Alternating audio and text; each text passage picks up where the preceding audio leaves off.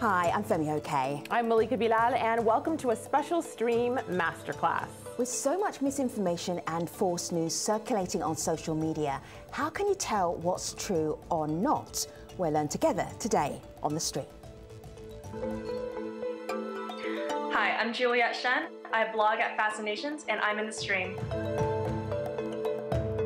A shark swimming down a highway post-hurricane, celebrity businessman Richard Branson robbed and brutally beaten, HIV-contaminated blood discovered in Pepsi products. While these stories may seem real, they are in fact false. But thousands of people on social media thought they were true. Sadly, the rise of social media has also brought a rise in false and misleading content. So why do hoaxes go viral, and how can you tell the really incredible from the incredibly false? Here to teach us in Boston, we have Claire Wardle. She's a director at First Draft News, which provides practical and ethical guidance in how to find, verify and publish content sourced from social media. And in London, Alastair Reid, a social media journalist with the Press Association, who specialises in finding and verifying newsworthy material on social media. Hello, everybody.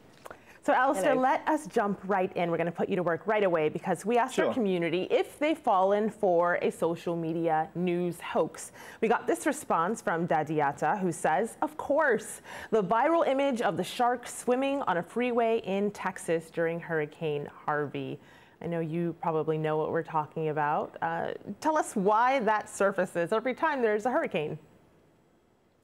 Yes, so that particular picture of a shark swimming in a, I'll just pull it up on my screen myself, in fact, of a shark swimming in a road taken from a car it appeared during Hurricane Katrina, it's appeared in big kind of weather events since, and it's just a very, it gives that wow factor. That's why online misinformation hoaxes, that's why they do so well, is because it gives you a very strong emotional response. It makes you go, wow, or it makes you scared, or it makes you angry. It can be all kinds of different things. And that's why it's so successful and gets shared so much. It's because people respond to it in that way. Now, if you didn't want to look like an idiot on your social media feed and work out, is this actually happening in Texas? Take us through, Alastair, what you would do with that picture. Okay, so in this case, what I do is a test which is very straightforward that a lot of journalists who work in this space do whenever they see a picture which gives us that strong response. I'm just going to share my screen so I can show you that exact picture. And then we can do it ourselves. We can go through the actual steps. So hopefully you will now be able to see that picture that we've all been talking about. The shark on the freeway, and the tweet says, you know, believe it or not, this is a shark on the freeway in Miami, in Florida. Now, in these situations, what we always do is what's called a reverse image search. We're basically checking to see if a picture has appeared online before. And if you're using Chrome, you can use all kinds of different browsers. I normally use Chrome because all it takes to check if this image has appeared online before is to right-click, go down to search Google for image, and then it will start to do that search. It will check to see whether Google has a record of that image appearing online before. And if you scroll down to pages that include matching images, first one, Hurricane Harvey, viral photo of a shark swimming. There are no sharks swimming. Houston shark freeway photo goes viral again. And we start to see all the different examples of where this picture has appeared online before. Honestly, that is so easy. Yeah, that's all it is. Again, I'll do it very quickly just so everyone can see. When you're here, right-click, search Google for image, that is it. And this is all it takes. If you go to images.google.com, you can do it there as well. Okay. And that's by just clicking on the little camera icon you see there, search by image. And then you can either upload an image or paste an image URL. It does exactly the same thing. And this is the most common form of online hoax, kind of misinformation, I would say, but it's also one of the easiest to spot. Claire, I'm going to show you this tweet here. It's from Jason Michael. I believe Jason was the first person who shared it for Hurricane Harvey, and he has got over 80,000 retweets and 140,000 likes. Why would somebody do this? What is the psychology, and why did we love to share it? So Alastair was right when he talked about emotions, and the psychology behind people who do this is they want to connect. In these types of situations, we want to connect with people and believe that we're the first to know some information. So there are hoaxers out there who they're not nasty. They're just thinking, wouldn't it be fun to see whether this takes off? And this particular example, he was interviewed by Craig Silverman from BuzzFeed, who said, why would I take it down? I'm never going to get that many retweets again, which was really telling, which is he really wanted to, you know, there was some fame here, there was some glory, even if it's, you know, Twitter glory. And so I think we have to understand people do this to connect with one another. And sometimes it just starts off with, let's see if I can get away with it. And then it's like, well, why not? I'm getting some attention. So I'm glad you answered that, because that was actually a question we just got in a minute ago from Black Physicists on Twitter on why people do this. But she went on to say this, that I'll post to you, Claire. She says, one could ask, is the problem hoax generators or is it lazy information consumers? Now, if you saw that in your timeline and you heard the news reports about how awful these hurricanes were, it's not beyond the realm of doubt that you could believe that could happen. No, and this is a really complex area, and there are elements of disinformation that really are worrying. There are attempts to mislead and do harm. I think if we're talking about shark photos like this, we as information consumers should be more critical of the information we're consuming. The problem is, as Alastair said, we're emotional creatures. And actually, I sometimes talk about, if I have too many cookies, I need to stop before I have my 5th cookie. And I need to say, am I really hungry? With information, we should do the same. We shouldn't click retweet immediately that we see something. We should stop and reflect and do these checks. The problem is we don't work like that. We see something and go, oh, wow, I want to tell my friends. It's so difficult to just hold yourself back and not share. It is, but that's what we need to do. We need to be aware of how emotional we are. And if we feel smug or we feel angry or we feel fearful, it's very likely that we actually aren't being as critical as we should be. So Alastair, I think there's a, sorry, I was just going to add something, if I may. There's a big factor there, and this is something which Claire has brought up before, which is the kind of the social repercussions of sharing something which isn't true. In the past, if someone wants to just outright lie all the time, there would be negative social repercussions. People would be shamed. They wouldn't be talked to anymore. Online, on social media, that doesn't really happen. And people can actually get a lot of positive reinforcement by lying, like that guy who got 80,000 retweets. That is, you know, a lot of strong reinforcement for that behavior rather than a negative one. And that's something we really struggle as a society with now, with this happening on social media and online. So you just taught us reverse image search. Yes. Tell us about geolocation. So this is something, this is a slightly more advanced part of a step that we need to do when we see a new picture or a video, visual information that we need to check if it's true or not, especially as journalists. But this is something that we should, everybody should be thinking about when they're seeing a picture or a video, is simply, does this particular scene, this particular picture or video fit with the location that it's reporting to be? I've got an example from last year, which I'm just going to share my screen for again. So hopefully you'll all be able to see that now. So we've got that one again. So this was a tweet and an example shared by an excellent journalist called Jenan Musa. She was saying this picture that she'd seen on Telegram, on encrypted networks, that there were ISIS supporters sharing pictures of themselves with messages looking forward to a message from one of the heads of ISIS propaganda. And this picture, this person claimed that they were in Paris, and there were other ones, people in Amsterdam or in Germany and London and elsewhere. But how do we know whether this is actually legitimate or not? And in these cases, if that reverse image search doesn't work, then we need to start looking at the visual information in the image itself. Like, where is this? What are the signs? What does the road look like? What are the architecture look like? Are there any road signs? Are there any building signs that we can search for? And in this case in particular, I don't know if you can see my cursor, but just behind the paper, there's a shop sign there. That the eagle-eyed will recognize that as a Suzuki sign.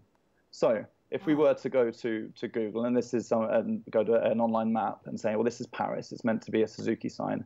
Are there Suzuki places in Paris? Let's have a look. Here, Suzuki, let's go Suzuki near Paris. And it will show us there all these different Suzuki outlets in Paris. And what we can do is, just by comparing what that picture says with what it actually says on these maps, on things like satellite imagery, and even down on Street View, like this example here, if we drop the little Street View man into it, and, hopefully it will land in the right place. The perils of doing things live. Welcome to our world. Right. If we go down the road a little bit, we can see, well, there's a Suzuki sign, and there's some scaffolding in the background. And actually, if we compare it to that tweet, there's the Suzuki sign, There's that scaffolding in the background. Here is that shop sign there. We can actually see, well, it's exactly the same. There's the Suzuki sign, there's the scaffolding in the background, and there's that shop sign. And if we look around and just use some of that visual information, the clues, essentially, that are given in this picture and in all kinds of other pictures and videos which appear to be newsworthy, we can trace that and search for that using things like satellite images, things like Street View, to see if that is actually true or not. So Claire, I want to raise an example with you that some people may be familiar with if they spend any time at all on the internet. Take a look here. This is from Imran Siddiqui. Bigots make up fake Texas mosques claiming they refuse to shelter non-Muslims. Not only that, in a separate story, people stormed that fake mosque. So here are the images, the screenshots of some of those sites that proliferated this quote-unquote news. This is Ibrahim Hindi, and he says, "That's me in that picture, and I've never even been to Texas before." So the claim was that mosques weren't opening up their doors to survivors of the hurricane, and in reality, the pictures they took were of someone who, one, wasn't in Houston, and two, the name of the mosque also questionable if it is a place in Houston. So is this a case of using geolocation to find out where that mosque is? Is this a reverse image search to find out who the person is? How do you sort through this? So there are kind of three main checks that you need to look for. The first one being kind of the source. So when you see somebody tweet a piece of information, or it's on Facebook, looking at their digital footprint, who are they? Do they seem trustworthy? Would you expect them to be in that place? Double checking the date and then doing location searching. But it really is thinking about kind of becoming a Sherlock Holmes. You're looking for all the different clues, the pieces of the puzzle, and cross-referencing. And luckily now, partly because of social media, we have hoaxes, but we also can very quickly find clues or information that kind of debunks that. So in these situations, you have people saying, hang on, I was never there, or that doesn't make sense because actually, I was here and here's the evidence. So there are many clues online that you can use. And that's why this is actually really fun. But this is a classic example of people who are trying to sow disinformation and kind of look for divisions that exist already in society and use them as excuses for sowing this type of information. And that's what's so worrying. We have, the shark pictures, but actually it's examples like this we need to be really careful about and really become very good researchers in terms of the information that we consume and learning what to trust and what not to trust.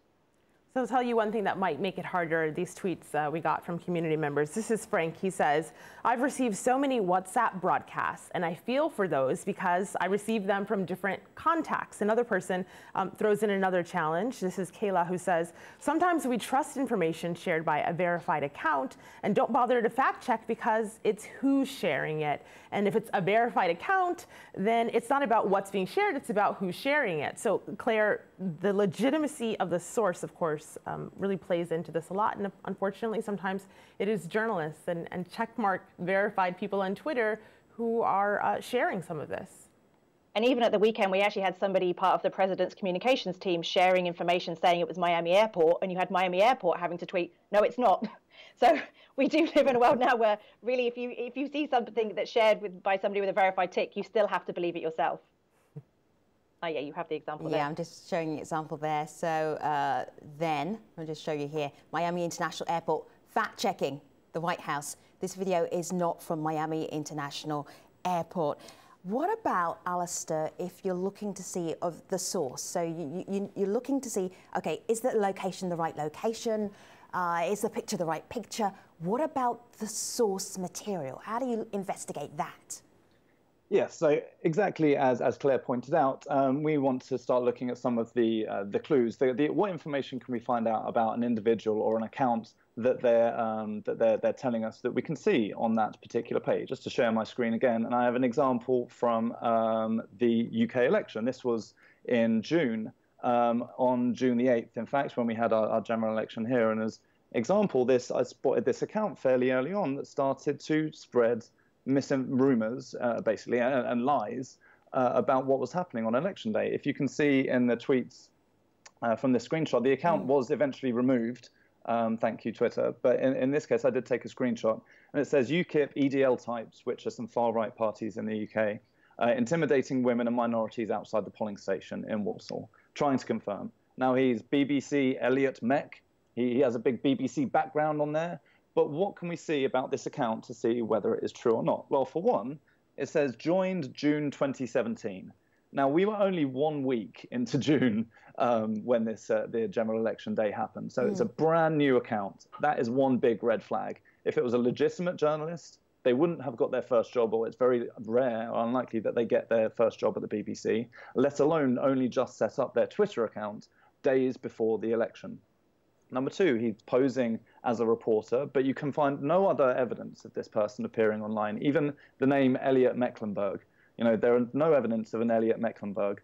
Thirdly, the profile picture, doing a reverse image search on the profile picture shows that it's just a stock picture. It's just a model of someone who Googled, you know, searched for man and just took a picture from stock images and decided to use that as their profile picture.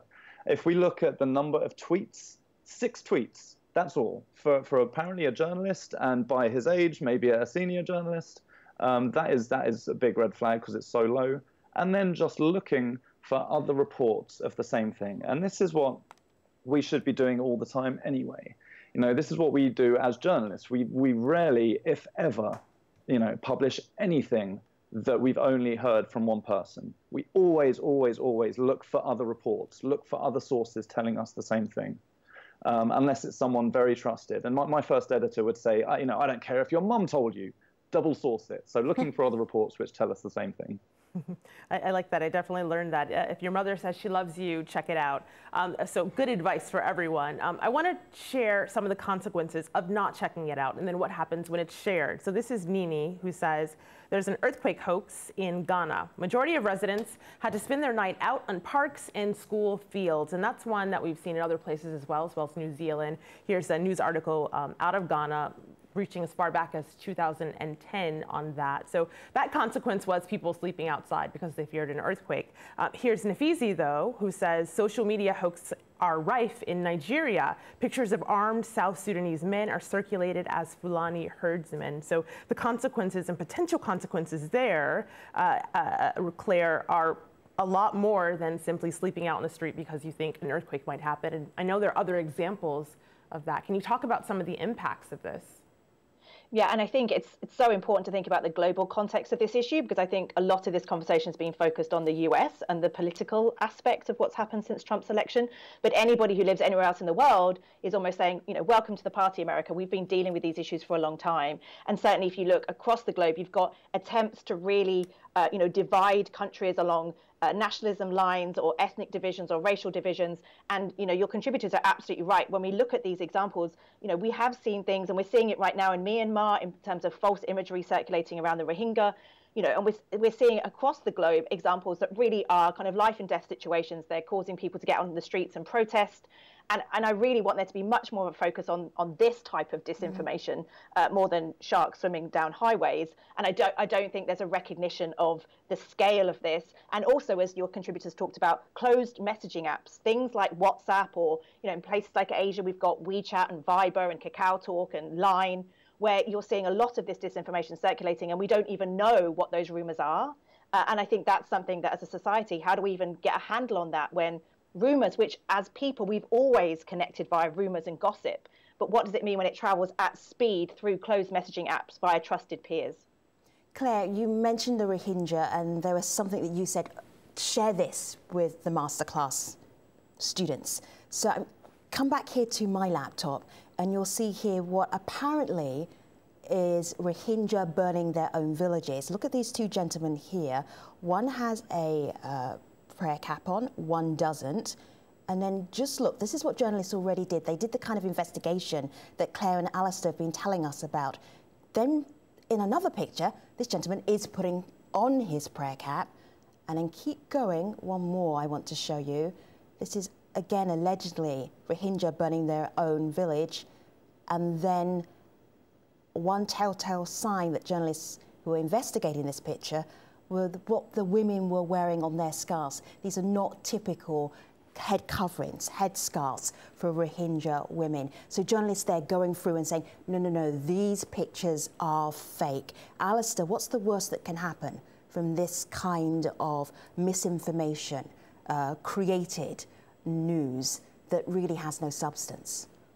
well, it affects the way people treat each other. It affects the way people understand each other or understand people who are different from them.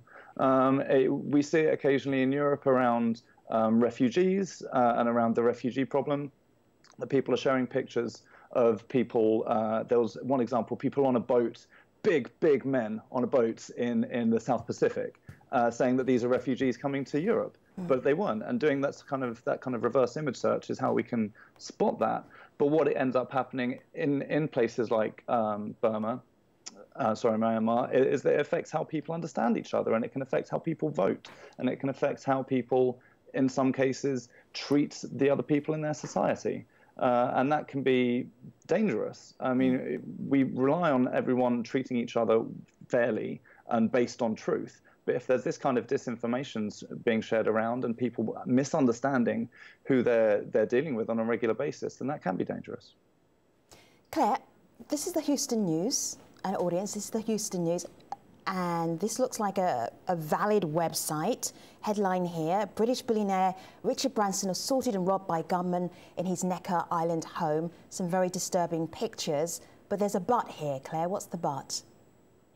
Well, I mean, this is actually an older story. Richard Branson was involved in an accident about 4 years ago. So the imagery is genuine. I think sometimes when people talk about things that are fake or false, this is genuine imagery. It's just used in the wrong context. Sure. But the eagle-eyed amongst us might look at the URL, and this is something that we should be much better at, is that it actually says HoustonChronicle-TV.com. Yes. And so immediately you'd think, well, hang on, that doesn't really make sense. And there's this site here, ICANN, which allows you to check when a site was registered.